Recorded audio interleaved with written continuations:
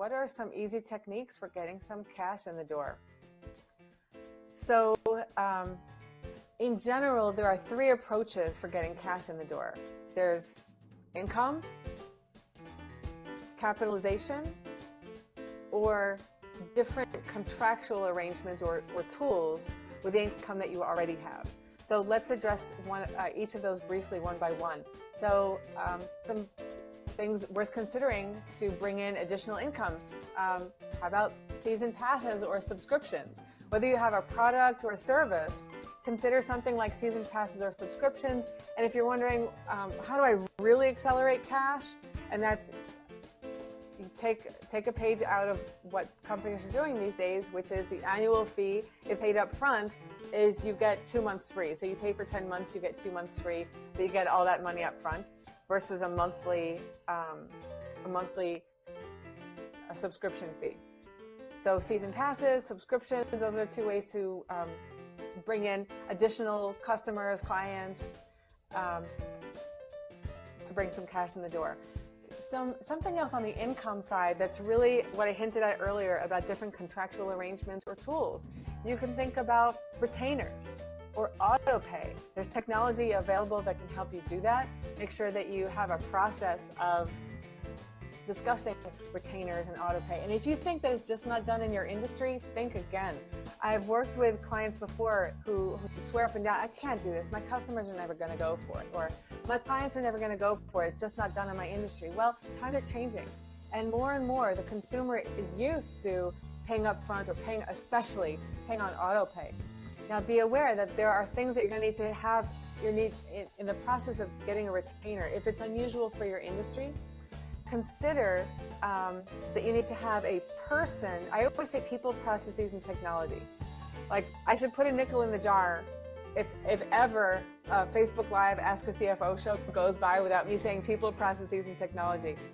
That being said, you need to make sure to have a person who understands about negotiating and fairly allocating risk and engagement to have this conversation, if it's a conversation type of setup, with a client, and have a process by which the client can understand where risk is allocated, such that they'd be willing to pay an upfront retainer. Maybe break it up into milestones based on time or based on progress. And you have certain processes in place to reduce the customer's risk, even though they're paying upfront. That fairly allocates risk across the client or the buyer-seller relationship. And consider auto pay. It's always better if your finger's on the button and not theirs. And again, that puts the risk onto their shoulders. So what are you going to offer in trade for that? That depends on your situation. If you'd like to have a consultation with me about that, it will be my pleasure to discuss those techniques with you. I said that there were 3 techniques: the new income, the existing income, and now the third piece, capitalization. You can consider equity capital or debt capital. There's a huge variety of instruments out there. It's not just about putting your own money into your business's bank account. There are different investment structures that may be worth considering as your company is continuing to grow. There are different debt-based structures that may be worth considering as your company is continuing to grow. Maybe you'd be interested in some capital that costs more, but it gets cash in the door right now, and maybe there's less paperwork involved. Maybe there's maybe there's no credit check. Maybe there's less of your time that it takes to create this and administer this. And forget, time is your only permanently non-refundable asset.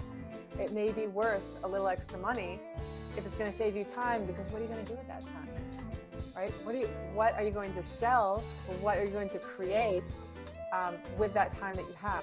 There's also traditional bank financing, like a loan line of credit. So that's a high level view of some different ways to get some cash in the door.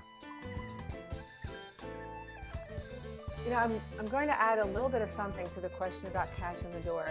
I answered the question directly, but don't overlook expenses. More cash may be bleeding from your business than you're aware of, or more cash may be bleeding from your business than is really necessary, hence the word bleeding. It may be worthwhile to have a look at the books, maybe work with the procurement consultant, maybe have your books overhauled a bit so you can have some clarity as to where your money's going. so you can make some decisions. I know that less money out is not the same thing as more money in. However, there might be some, what's that cliche? Like there might be some fat that you can cut.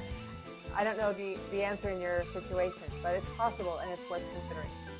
Of course, a business doesn't grow per se by cutting expenses, right? But with those expenses cut, you might have the capital possible to reinvest in the business in a way that makes more sense. Maybe less to administrative costs and more to sales costs.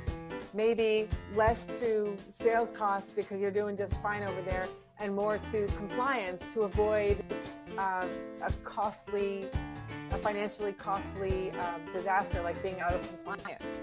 Something that could put your company out of business altogether will be very financially costly. So consider those techniques as well.